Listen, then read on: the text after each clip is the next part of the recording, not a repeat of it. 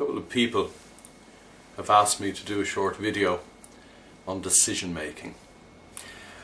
Not the kind of decisions, will I have a cup of coffee or will I have a cup of tea, although those little decisions in our lives are important opportunities for us to use our mental capability to pay attention and make a decision. Because every little decision that we make in our lives actually builds up to the big decisions. If you're not used to taking little decisions in terms of the way in which you behave habitually, then you will not be up to the task of making big decisions.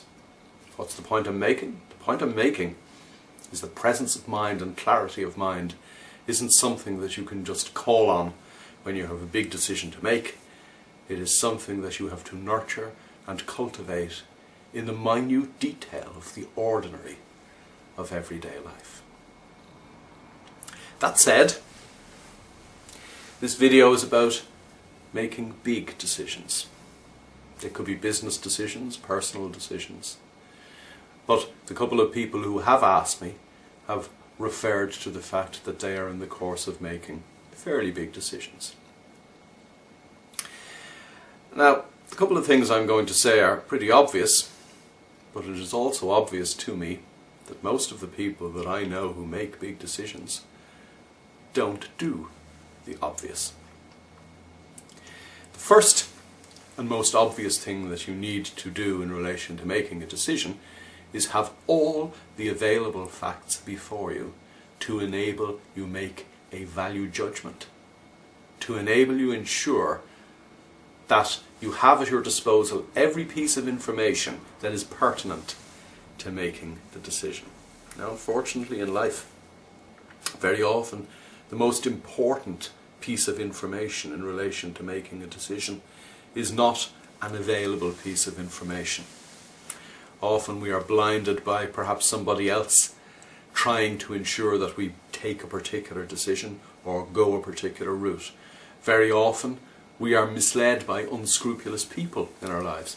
I know that for a fact. Been there, done that. Not wearing the t-shirt today, but I do have it.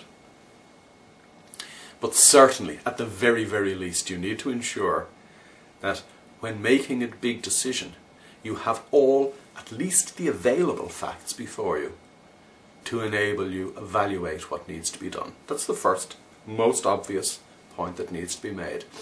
And I know it's obvious, but it isn't obvious to most normal people who make decisions. Secondly, and most importantly, you never make a big decision in the twinkling of an eye. You never make a snap big decision.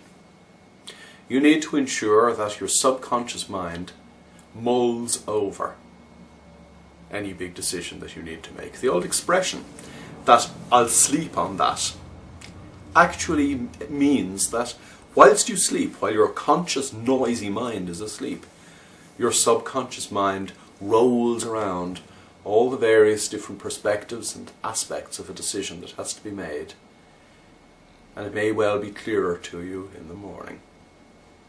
Of course, if you're not in the way of getting a good night's sleep, that may not be the case.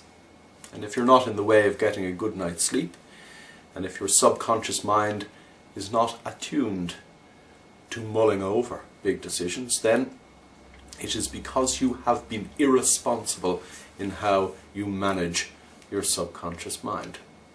You know, from looking at other videos on this website, of the need to meditate, of the need to cultivate your innate subconscious ability to be clear, present, clear of all extraneous noise, so that the right gut instincts, the right intuitions, the right decisions simply come almost inspirationally to the surface.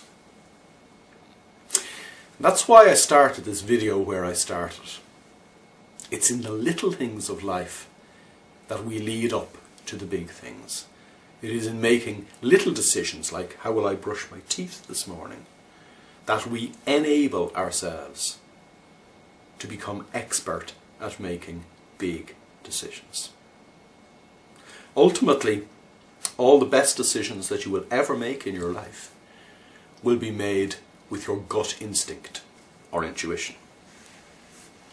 The problem is normal people do not understand, and we're all, by the way, normal to a greater or lesser extent, they do not understand what their gut instinct actually is.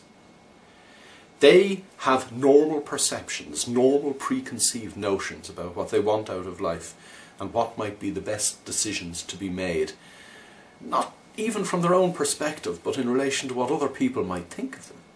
And therefore, when it comes to what they perceive as gut instinct, they end up trying to stuff square pegs into round holes.